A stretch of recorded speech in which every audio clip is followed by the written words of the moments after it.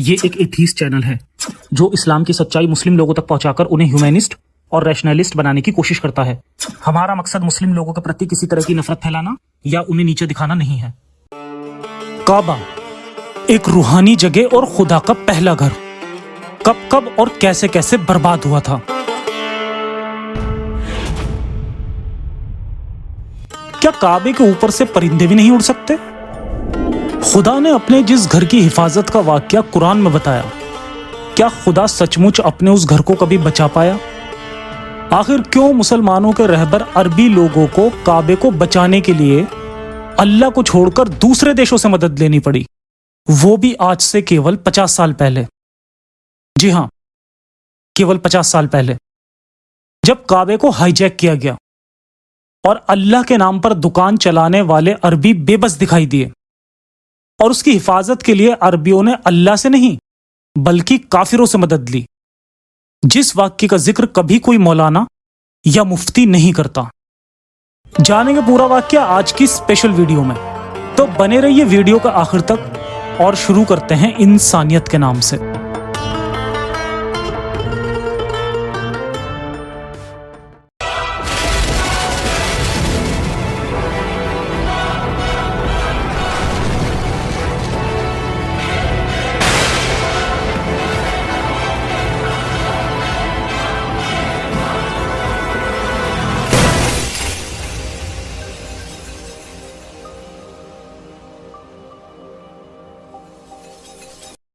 अलम तरा कैफा फ़अला रब्बुका बि अस्हाबिल फील अलम यजल कैदा हुम फी तज़लील व अरसला अलैहिम तोयरिन अबाबील तरमीहिम बेहिजारतिम मिन सिज्जील। आप कहीं ये तो नहीं सोच रहे कि जफर वापस मोमिन तो नहीं बन गया? ऐसा नहीं है। ये कुरान की सूरा फील कि अल्लाह ने अब्रहा से मक्का की हिफाजत की, यानी चमत्कार किया, मोजज़ा किया। इस आयत में अल्लाह फरमा रहा है, क्या आप लोगों ने नहीं देखा कि आपके परवरदिगार ने हाथी वालों का क्या हश्र किया? क्या अल्लाह ने उनकी साजिशों को धूल में उड़ाकर उन्हें नाकाम नहीं कर दिया? और अल्लाह ने उनके खिलाफ परिंदों के झुंड भेजे जिन्होंने उन पर पकी हुई मिट्टी के पत्थर बरसाए और उन्हें गाय बैलों के खाने वाले की तरह कर डाला। इस आयत से हमें पता चलता है कि अल्लाह ने किसी हाथियों के झुंड पर अटैक किया और उनकी साजिशों को धूल में मिला दिया। ये अल्लाह ने क्यों और कैसे किया, वो बात हमें इस आयत की तफसीर से पता चलती है। तो आइए अब इस सूरह की तफसीर जानते हैं। यह किस्सा इस्लाम के शुरू होने से 40-50 साल पहले का है, यानी हजरत मोहम्मद की पैदाइश के आसपास का। इसलिए मोहम्मद की जिंदगी पर बनी फिल्मों में भी इसका इस्तेमाल किया जाता है, यह दिखाने के लिए कि मोहम्मद साहब की पैदाइश भी बड़ी रूहानी थी।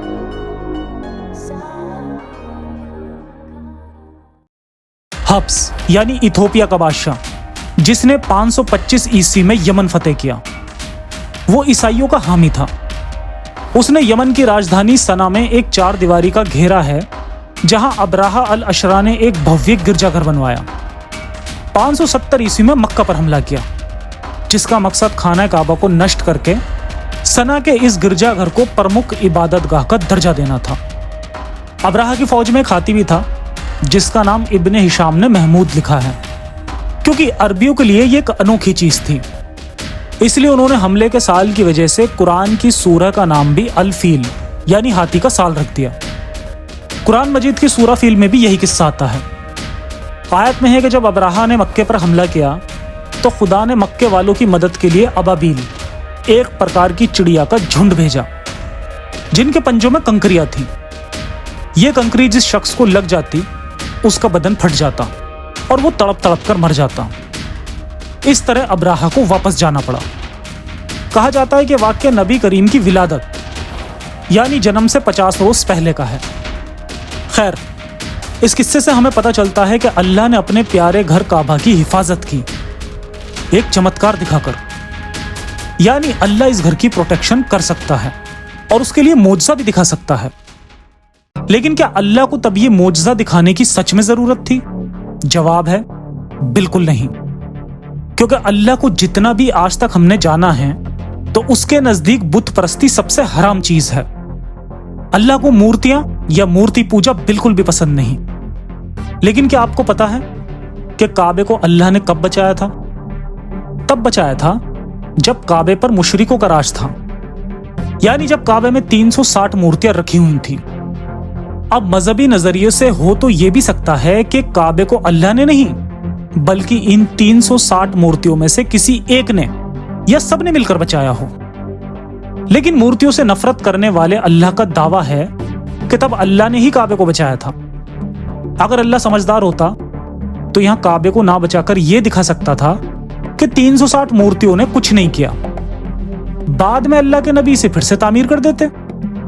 लेकिन जरूरत ना होते हुए भी अल्लाह ने ऐसा किया। यह अल्लाह भी बड़ा अजीब है। जब मुआजिजे की जरूरत नहीं होती तब तो मुआजिजे दिखा रहा था, लेकिन जब नबी को इस्लाम फैलाना था और लोग कहते थे कि कोई मुआजिजा दिखाओ, तब बहाने बनाता रहा और इस्लाम को फैलाने के लिए तलवार की और खून बहाने की जरूरत पड़ी। दरअसल पूरे इस्लाम की तरह यह किस्सा भी फर्जी है, क्योंकि अरब जैसी जगह में हाथियों पर जंग लड़ना ही सबसे बड़ी बेवकूफी की बात है। ऊंट को रेगिस्तान का जानवर इसलिए कहा जाता है क्योंकि वो बहुत दिन बिना खाए पिए चल सकता है, जबकि हाथी ऐसी जगह सरवाइव भले ही कर ले, लेकिन उस पर जंग लड़ना, वो भी उस जमाने में, इससे बड़ी बेवकूफी की बात हो ही नहीं सकती। ये फर्जी किस्सा है जिस पर फिर कभी डिटेल में वीडियो बनाकर बात हो सकती है। लेकिन फिलहाल ये समझाना जरूरी है कि अल्लाह भी बाकी खुदाओं की तरह सिर्फ कहानियां लिख सकता है, चमत्कार करके मदद कभी नहीं कर सकता। आइए देखते हैं कि कब कब और कैसे कैसे काबे पर हमले हुए और अल्लाह ने कभी मुड़कर नहीं देखा। फिर आखिरी किस्से में जानेंगे कि किस तरह अब से सिर्फ 50 साल पहले काबे पर हमला होने पर बेहतरीन कौम यानी अरबी कौम भी अल्लाह से कोई मदद नहीं ले पाई, बल्कि काफिरों से ही मदद लेनी पड़ी।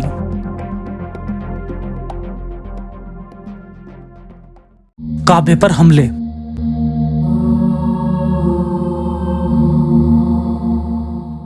कुरान में दिए गए वाक्य को काबे पर पहला हमला मान लें तो इसके बाद भी मक्का और काबा पर कई हमले हुए, पर अगली बार उसको रोकने के लिए अल्लाह कोई मदद नहीं भेजता।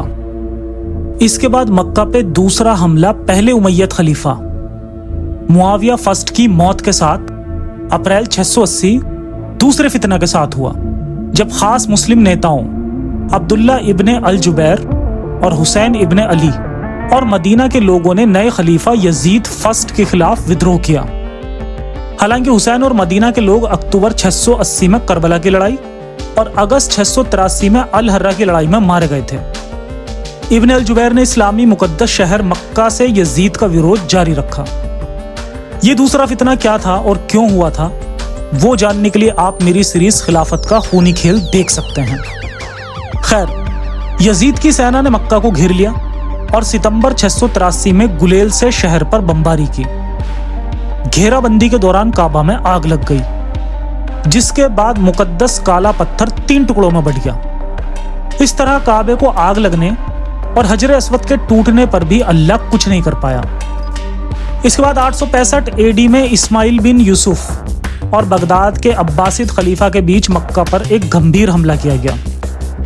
इस हमले की वजह से वहां मौजूद हजारों हज करने आए लोगों की मौत हो गई। यहां भी अल्लाह देखता रह गया। तीसरा हमला साल 930 ईस्वी में काबे पर करामातियन हमला हुआ।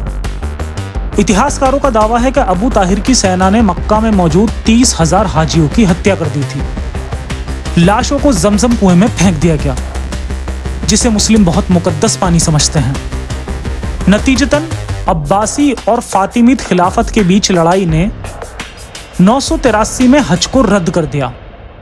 उनकी राजनीति ने 991 तक यानी लगभग 10 साल तक हज को बंद रखा, जिसकी वजह थी करामातियन की सेना ने ब्लैक स्टोन को भी लूट लिया था, जिसको आज काबा में चूमने के लिए लोगों की लाइन लगती है। इस घटना के बारे में कुछ इस्लामिक स्क्रिप्चर्स में लिखा हुआ मिलता है कि करामातियन ने इस पत्थर को अपने टॉयलेट में लगवाया था, जिसके बारे में फिर कभी एक सेपरेट वीडियो में बात करेंगे। खैर, इस वजह से हज को तब तक रद्द कर दिया गया जब तक कि मुसलमानों ने करामातियन से काले पत्थर को वापस नहीं पा लिया, जिसके बदले में अरबियों को एक मोटी रकम करामातियों को अदा करनी पड़ी। इस पत्थर के बारे में एक बात और है जो बहुत कम लोग जानते हैं। वो ये है कि बाद में जब सऊदी अरबिया में उस्मानिया सल्तनत का राज हुआ तब वो इस पत्थर का कुछ हिस्सा अपने साथ तुर्की ले गए, जो आज भी म्यूजियम की दीवार में जड़ा हुआ है। चौथा हमला साल 983 ईस्वी में इस्लामी हुकूमत पाने के लिए अब्बासी और फातिमीद के बीच हुआ था, जिस लड़ाई में फातिमीद हार गया और उसने काबे को जला डाला था। उस वक्त में अब्बासी सऊदी अरब, इराक और सीरिया तक राज करते थे और फातिमीद मिस्र पर राज करता था। इस साल भी हज 8 साल बंद रहा था और काबे के जलने पर भी अल्लाह फिर से कुछ नहीं कर पाया था।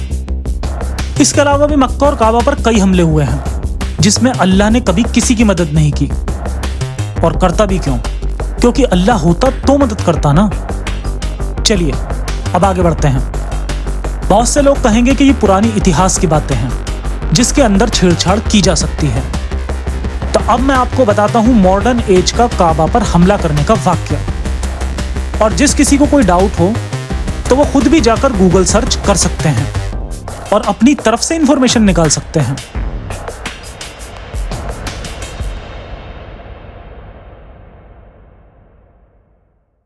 तो अब से 50 साल पहले काबा पर फिर हमला हुआ और सऊदी भी उस हमले को नहीं रोक सके और इससे बचने के लिए उन्हें दूसरे मुल्कों की मदद लेनी पड़ी, जिसके बारे में कोई आलिम या मौलाना कभी जिक्र नहीं करते। अंग्रेजी कैलेंडर के हिसाब से 20 नवंबर 1989 और इस्लामिक कैलेंडर के हिसाब से साल 1400 का पहला दिन। इस्लाम में सबसे मुकद्दस जगहों में शामिल मक्का। दुनिया भर से लाखों की संख्या में मुस्लिम यहां इकट्ठा हुए थे। हज यात्रा 2 हफ्ते पहले खत्म हो गई थी, लेकिन नए साल के ऐतिहासिक मौके का गवाह बनने के लिए बहुत सारे लोग वहीं रुक गए थे। वक्त सुबह करीब 5:15। सुबह की पहली नमाज, जिसे फज्र कहते हैं, हो चुकी थी। इमाम शेख मोहम्मद अल सुबाइल ने नमाज अदा करवाई।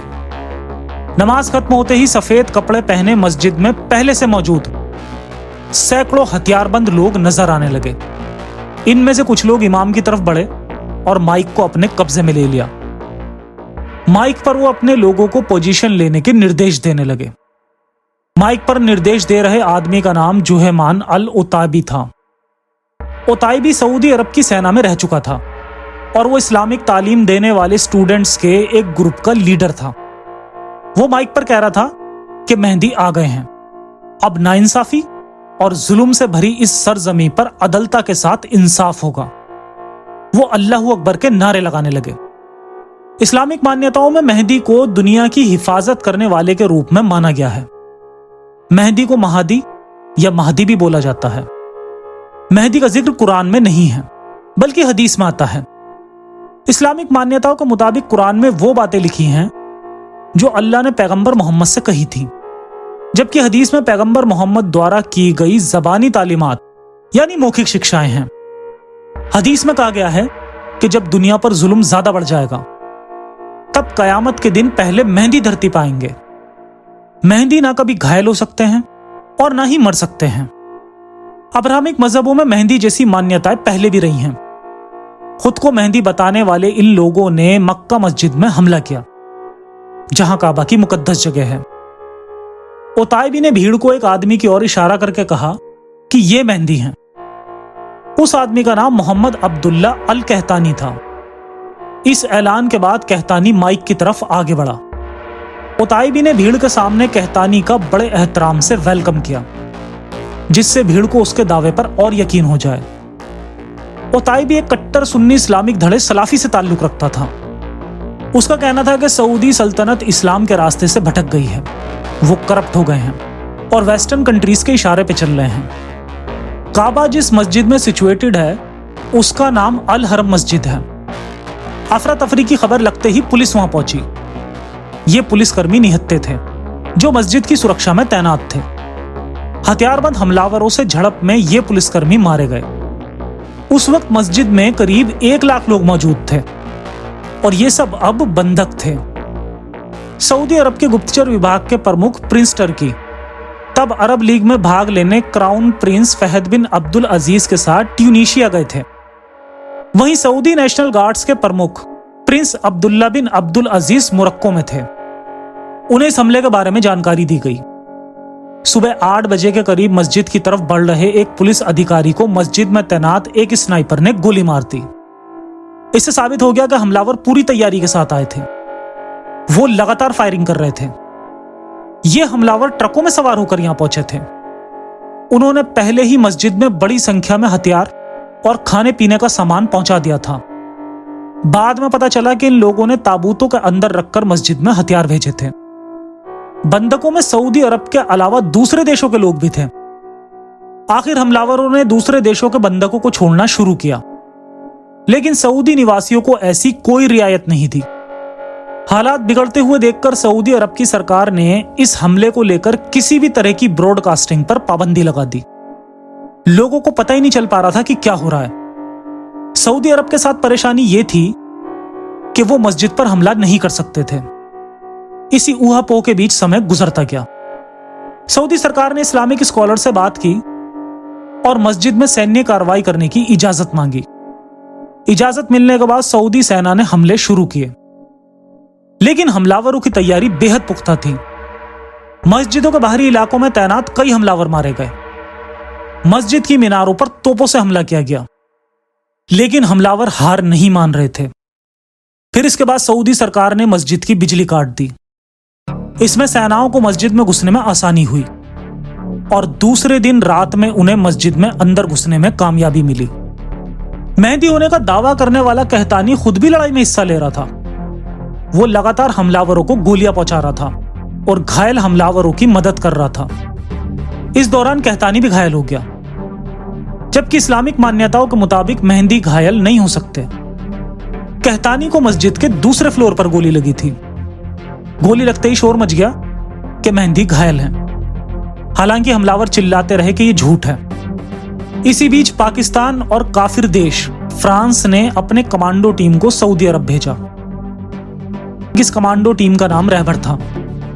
इस टीम का नेतृत्व मेजर परवेज मुशर्रफ ने किया, जो बाद में पाकिस्तान के राष्ट्रपति बने। इस कार्रवाई को चलते हुए कई दिन बीत गए थे। अभी मस्जिद के कुछ हिस्से पर सऊदी सेना और कुछ हिस्से पर हमलावरों का कब्जा था। कुछ हमलावर मस्जिद के अंडरग्राउंड में भी छिपे थे। दूसरे देशों की मदद मिलने के बाद सऊदी सेनाओं की स्थिति और मजबूत हो गई।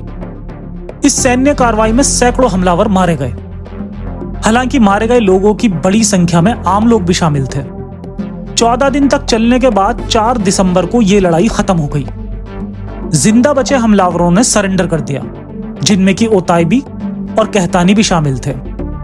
सऊदी सरकार ने इनमें से ओताइबी और कहतानी समेत 63 लोगों को गिरफ्तार करके 9 जनवरी 1980 के दिन सार्वजनिक रूप से मौत की सजा दी और इस तरह सऊदी ने किसी तरह इस मामले को निपटाया। 1979 में ईरान में इस्लामिक क्रांति हुई थी। इस इस्लामिक क्रांति के बाद से ही उदार समझा जाने वाला सऊदी राज परिवार चिंताग्रस्त था। ईरान के तत्कालीन सर्वोच्च नेता आयतुल्ला खोमेनी ने इस हमले को अमेरिका की साजिश बताया। गुस्साई भीड़ ने इस्लामाबाद में अमेरिकी दूतावास में आग लगा दी। साथ ही कई मुस्लिम देशों में अमेरिका विरोधी प्रदर्शन भी हुए। ऐसा पहली बार नहीं था जब किसी ने खुद के मेहंदी होने का दावा किया हो। सूडान के नेता मोहम्मद अहमद, भारत के मिर्जा गुलाम अहमद और मेहदी जौनपुरी, धार्मिक नेता मोहम्मद जुमात इमाम समेत सैकड़ों लोग इस तरह के दावे कर चुके थे। लेकिन इस हमले ने सऊदी अरब की परिस्थितियों को काफी हद तक बदल दिया। इस हमले के बाद वहां कट्टरपंथ और जिहाद का प्रमोशन होने लगा और वहाबी कट्टरपंथ को बढ़ावा मिला। माना जाता है कि इस हमले में 1000 से ज्यादा लोग मारे गए, लेकिन आधिकारिक आंकड़ा 330 ही बताया गया था। खैर, जो भी हुआ, हर बार की तरह अल्लाह यहां भी देखता रह गया। ना तो कोई अबाबिल चिड़िया आई और ना ही वहां कोई बिजली ही गिरी।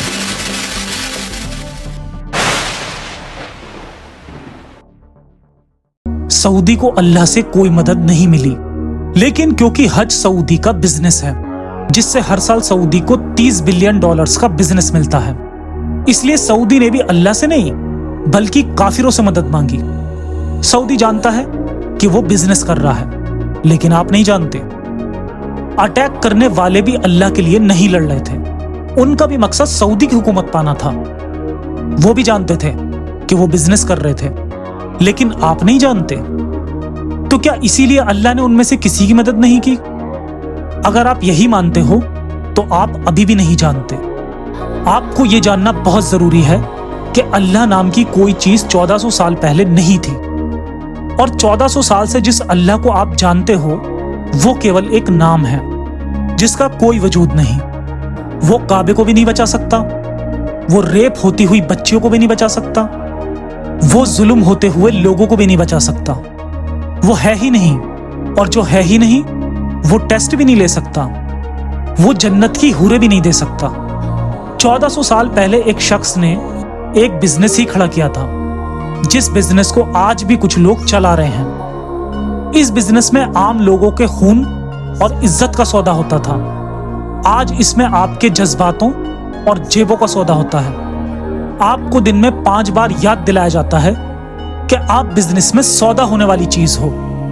आप ही सऊदी के $30 बिलियन बिजनेस की वजह हो। बस बहुत हो गया।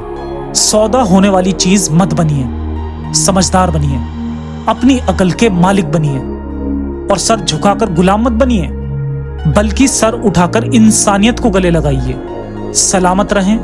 इंसानियत हाफिज।